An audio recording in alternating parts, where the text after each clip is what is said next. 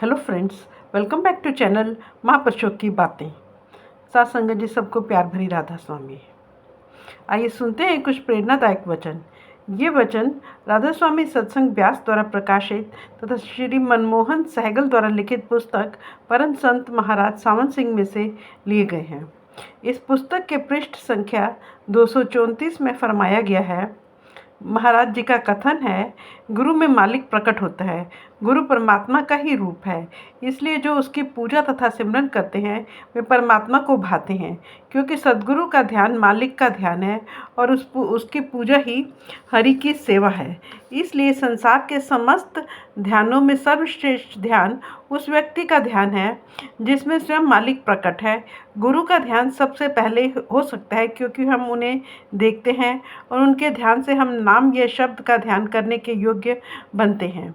जहाँ तक सिमरन की सीमा है, वहाँ तक गुरु के बाहरी स्वरूप के ध्यान की आवश्यकता है। इसके बाद गुरु के उस नूरी स्वरूप का ध्यान आ जाता है जो खंडों ब्रह्मांडों पर शिष्य के साथ रहता है और जो अपने सच्चे स्वरूप शब्द में जा समाता है। जब ध्यान पूर्ण हो जाता है तो उपासक, उपास्य और उपासना का त्रिकोण समाप्त हो जाता है और जीव गुरु में समा जाता है। आगे गुरु परमात्मा में समाया हुआ होता है, फलस्वरूप शिष्य भी परमात्मा में समा जाता है। मुसलमान फ़कीर इसे फना फिर शेख से फना फी अल्लाह की अवस्था कहकर पुकारते हैं। ग्रंथों शास्त्रों में इस तथ्य को बड़ा स्पष्ट किया गया है, जो जिसका ध्यान करता है वह उसी का ही रूप हो जाता है। इसलिए गुरु के ध्यान में जीव पहले गुरु रूप और अंत में मालिक का रूप हो जाता है। श्रीमद् भगवद गीता में आता है, जो पुरुष श्रद्धापूर्वक जिसका भी ध्यान और उपासना करता है वह अपने इष्ट का ही रूप हो जाता है। हजूर का कहना है, जिस प्रकार सीढ़ी के बगैर हम किले पर नहीं चढ़ सकते, उसी प्रकार गुरु के ध्यान के बिना हम हरि तक नहीं पहुंच सकते। ध्यान हमें स्थूल से सूक्ष्म और सूक्ष्म से कारण और कारण से भी पार परमात्मा तक पहुंचाने की सीढ़ी है। ध्यान का एक और विशेष लाभ है, वह आत्मा को तीसरे तिल पर ठहराने के लिए होता है। सिमरन की निरंतरता के अभाव से पहले तो ध्यान बार बार नीचे गिरता है, किंतु अभ्यास बन जाने पर सिमरन के बगैर भी ध्यान अडिग बना रहता है। आत्मा तीसरे तिल पर टिक कर शब्द की दिव्य धुन का रस लेती है। सरल तथा निश्चल भाव से किया गया ध्यान धीरे धीरे दृढ़ हो जाता है। मनमुख जीवों का ध्यान कभी दृढ़ नहीं हो पाता। जड़ और निर्जीव पदार्थों का ध्यान व्यर्थ है। पुराने महात्माओं, अवतारों या देवी देवताओं की मूर्तियों, चित्रों आदि के ध्यान से भी कोई लाभ नहीं। निर्जीव मूर्ति या चित्र चेतन को नहीं खींच सकता। इसलिए महाराज जी उपदेश देते हैं, चेतन का ध्यान ही चेतन को खींच सकता है। जो स्वयं आत्मिक मंडलों पर जाता है वही हमको भी खींचकर वहां ले जा सकता है। संत तुलसीदास उदाहरण देकर समझाते हैं कि कल्प वृक्ष का चित्र बनाकर ध्यान करने से वह कभी हमारी मनोकामनाएं पूरी नहीं कर सकेगा। एक और प्रसंग में महाराज जी का कथन है, हमें परमात्मा की संपत्ति पाने के लिए किसी जीवित महात्मा के पास जाना पड़ेगा और उसका ध्यान करना होगा। संतों ने जीवित महात्मा तथा उसके ध्यान को ही पूर्ण रूप से फलदायक बताया है। महात्मा से जो आत्मिक जीवन की धाराएं निकलती हैं, वह उसकी आत्मा और मन को स्थिर अवस्था के प्रभाव से भरपूर होती हैं। अतएव उसकी प्रगति और ध्यान द्वारा उसकी चेतन धाराओं से हमें अवश्य लाभ पहुंचता है। इसलिए गुरु का ध्यान सब महात्मा करते आए हैं और सबको गुरु का ही ध्यान करने का उपदेश देते हैं। सार यह है कि जब अभ्यासी का सिमरन दृढ़ हो जाता है तो शरीर की समूची चेतना सिमट कर आंखों के पीछे केंद्रित हो जाती है। यह एकाग्र चेतना ध्यान द्वारा पहले अपने गुरु के स्वरूप को भीतर प्रकट करके स्थिरता प्राप्त करती है, फिर धीरे धीरे वहाँ गुरु का स्वरूप ज्योति और शब्द में बदलता है, जो आत्मा की सुरत और निरत शक्तियों का विषय होता है। ख्याल रहे, संतमत में अपने गुरु के भी चित्र या मूर्ति का ध्यान मना है। जब सिमरन और ध्यान की मदद से आत्मा नीचे के 9 द्वारों को छोड़कर ऊपर 10वीं गली में प्रवेश करती है तथा अपने सद्गुरु को भीतर साक्षात करके उसके नूरी रूप में स्थिर होती है और शब्द की धुन में मग्न रहने लगती है, तो वह यही वास्तविक समाधि अवस्था होती है। इसी स्थिति को जीते जी मरना कहते हैं। आत्मा बाहर के लिए मर जाती है, किंतु भीतर शब्द से जुड़ी होने से जी जाती है। सिमरन और ध्यान के पकने से जीव में सद्गुरु का असीम प्रेम जाग उठता है, दृढ़ विश्वास बनता है। बाहर के सब सांसारिक आकर्षण फीके और व्यर्थ प्रतीत होते हैं। जिज्ञासु धीरे धीरे बाहरमुखी से अंतर्मुखी होता जाता है और शब्द की धारा के साथ साथ आगे बढ़ता हुआ मंजिल दर मंजिल गुरु के ही स्वरूप में समाकर कुल मालिक में लीन हो जाता है। धुन या ध्वनि। सूरज शब्द योग के प्रथम दो साधनों सिमरन और ध्यान के संपन्न हो जाने पर तीसरा साधन धुन उजागर होता है। सिमरन की पूर्णता ध्यान की स्थिरता में है और ध्यान की परिपक्वता से धुन अपने आप जगती है। महाराज जी लिखते हैं कि संतों की भाषा में धुन के जागने को भजन कहते हैं और भजन और कुछ नहीं, केवल शब्द ध्वनि को सुनना ही है। अधिकांश संतों के अनुसार भजन केवल शब्द योग का अभ्यास ही है। यह सूरत या तवज्जो द्वारा किया जाता है।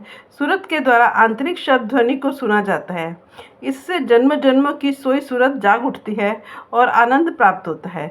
इस अभ्यास में किसी प्रकार की थकावट अथवा परिश्रम नहीं होता। यह सुख और आनंद का मार्ग है। इसे सूरज शब्द योग का मार्ग कहा जाता है। यह सिमरन योग तथा ध्यान योग दोनों से ऊपर है। सिमरन में परमात्मा की याद होती है और ध्यान में परमात्मा के नर रूप के स्थूल, नूरी तथा शब्द स्वरूप को स्थिर कर लेना पड़ता है। इन दोनों साधनों को करके सूरत द्वारा शब्द में जुड़ना पड़ता है। हजूर आगे बताते हैं कि संतों का मार्ग शब्द योग का है, जो अन्य सब प्रकार के योगों, प्राण योग, हठ योग, मानसिक रोग, ज्ञान योग, आनंद योग आदि का प्राण है। इसमें कोई बाहरी साधन नहीं करना पड़ता, केवल आत्मा के कानों से शब्द की धुन को सुनना है। यह धुन वास्तव में परिपूर्ण प्रभु की ध्वनि या आवाज़ है, जो धुरलोक से आ रही है। आत्मा का शब्द धुन के साथ स्वाभाविक संबंध है। सूरत और शब्द मालिक के अंश है और परमात्मा स्वयं ही शब्द और सूरत है। इन तीनों का अंश अंशी भाव है। शब्द धुन भी स्वयं हरि ही है। वह अपना प्रसार आप ही करके विकस रहा है। वह आप ही जपवाता है और आप ही जप रहा है। धुन को निर्मल नाद, शब्द और रमा हुआ नाम आदि भी कहा जाता है। इसकी प्राप्ति सुन समाधि अर्थात ध्यान की स्थिरता में होती है। सर्वप्रथम किसी संत सद्गुरु की शरण लो और उसके आदेशानुसार साधना करो, सिमरन को दृढ़ करो, उपरांत ध्यान को स्थिर करो, तब आत्मा निर्मल नाद या ध्वनि के श्रवण में लीन हो सकेगी। इसी लीनता में सूरज शब्द योग की पूर्णता है। शब्द सृष्टि का मूल है। सारे संसार को शब्द ने ही संभाल रखा है। शब्द का अनुभव 10वें द्वार पर आंखों के पीछे ऊपर होता है। यह निश्चल ध्वनि निरंतर धुनकार करती है, कभी बंद नहीं होती। हजूर महाराज जी कहते हैं, सच्चे शब्द से सहज की धुन या गूंज उत्पन्न होती है, जिसके द्वारा सच्चे मालिक के साथ लिव लग जाती है। यही गुरबानी है। यह अनहद ध्वनि होकर सुनाई देती है, जिसमें से अमृत की एक रस धारा प्रवाहित होती है। जो उसके साथ जुड़ते हैं वे इस अमृत का पान करते हैं। उनका मन शांत तथा स्थिर होकर रस विभोर हो जाता है और ये निज घर पहुंच जाते हैं। महाराज जी बयान करते हैं, इस काया में 9 द्वार हैं तथा 10वां द्वार गुप्त है। उस पर व्रज कपाट लगे हुए हैं। गुरु के प्रदान किए हुए शब्द से यह द्वार खुलता है और इसमें अनहद धुन की गुंजार सुनाई देती है। इसके खुलने पर घट में प्रकाश हो जाता है। इसी से जीव सच्ची भक्ति प्राप्त करता है। समस्त ज्ञान, ध्यान और भक्ति धुन की प्राप्ति और कमाई पर ही आश्रित है। धुन की दौलत ग्रंथों, पोथियों, वेदों, शास्त्रों से प्राप्त नहीं होती। पोथियों में तो धुन का वर्णन मात्र है। सो सहज ही ये प्रश्न उठता है कि फिर यह धुन कहाँ से और क्यों कर प्राप्त होगी। यह अनंत की धुन नित्य है और स्वयं परमात्मा ही इसे प्रदान करता है। इसकी प्राप्ति किसी कमाई वाले महात्मा के माध्यम से होती है। यह धुन निरंतर मनुष्य के अंदर गूंज रही है, किंतु इसकी पहचान संतों की संगति में ही संभव है। इसके साथ जुड़ने से मालिक के चरण हृदय में समाते और कल क्लेश दूर होते हैं।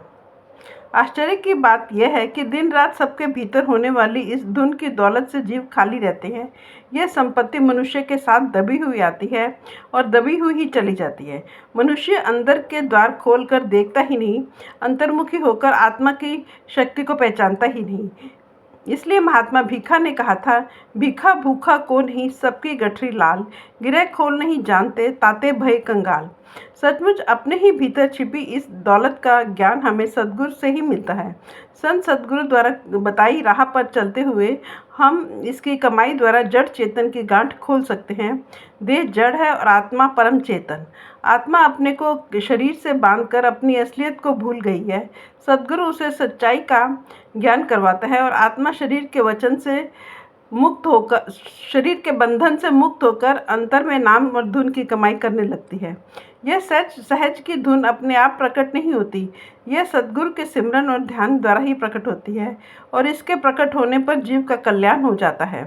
बाबा जी महाराज ने अपने दिनांक 31 मई 1897 के एक पत्र में बाबूजी हजूर महाराज जी को लिखा था, जो जो शब्द धुन व गुरु में प्रीति पक्की होती जाती है, त्यों त्यों सूरत अति निर्मल होकर शब्द गुरु, जो सद्गुरु का असली रूप है, में समा जाती है। फिर वह सूरत चेतन हो जाती है।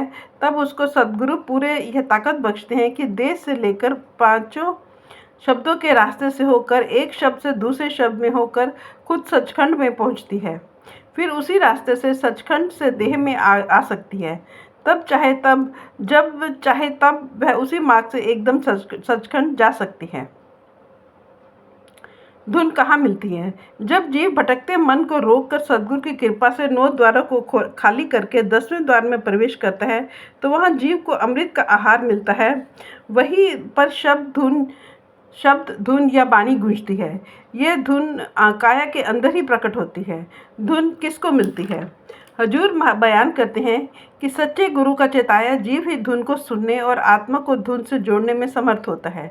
जो जीव किसी सच्चे संत सद्गुरु द्वारा दीक्षित होता है और अपने गुरु के स्वरूप का ध्यान अंतर में दृढ़ कर लेता है, वही अपनी निर्मल आत्मा के कानों से शब्द की इस नित्य धुन को सुन पाता है। कोई गुरुमुख जीव ही इस धुन में ध्यान को जोड़कर मालिक के दरबार में पहुंचने की अवर्चनीय कथनीय कथा को समझ सकता है। हजूर महाराज जी ने धुन के अनेक फल बताए हैं। जो गुरुमुख धुन के साथ जुड़ते हैं, वे परमार्थ के पथ पर अनेक फलों को भोगते हैं। संक्षेप में, धुन में मन रमाकर जीव संसार की ओर से उदासीन हो जाता है।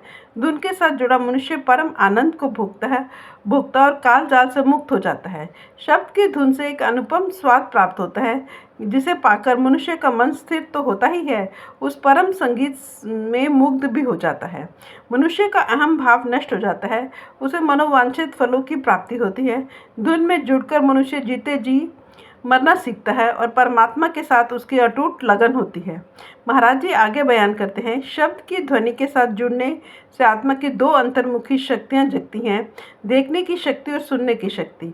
आत्मा की इस देखने की शक्ति को संतों ने निरत तथा सुनने की शक्ति को सुरत कहा है।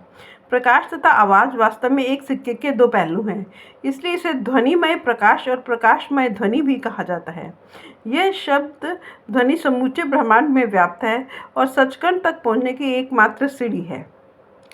अर्थात धुन में ध्यान जोड़ने से गुरुमुख सच्चे गुरु द्वारा दीक्षित अभ्यासी उस सत्पुरुष की अकथ कहानी को जान लेता है। हम कह सकते हैं कि शब्द धुनि या नाम धुनि को आत्मा द्वारा सुनना और उसमें समा जाना ही सूरज शब्द योग है, परंतु धुन को अंदर जगाने के लिए सिमरन तथा ध्यान के अभ्यास को परिपूर्ण करना अति आवश्यक है। ये दोनों साधन शुद्ध ध्वनि को जगाने में सहयोग देते हैं। जब धुनि का रहस्य जानने वाला कोई संत सद्गुरु मिल जाता है, उसके मार्गदर्शन में सूरज शब्द की कमाई शुरू हो जाती है, तो चंचल मन स्थिर हो जाता है। सूरत और शब्द के बीच का मूल विघ्न दूर हो जाता है। आत्मा शब्द रस या नाम रस पीकर तृप्त हो जाती है। जन्म जन्म से मन की गिरफ्त में पड़ी आत्मा मन से अलग होती है और शब्द के चुंबकीय खिंचाव से ऊपर के मंडलों में चढ़ती और अंत में अपनी आध्यात्मिक यात्रा पूरी करके सचखंड में सत्पुरुष के चरणों में बस जाती है। Thank you.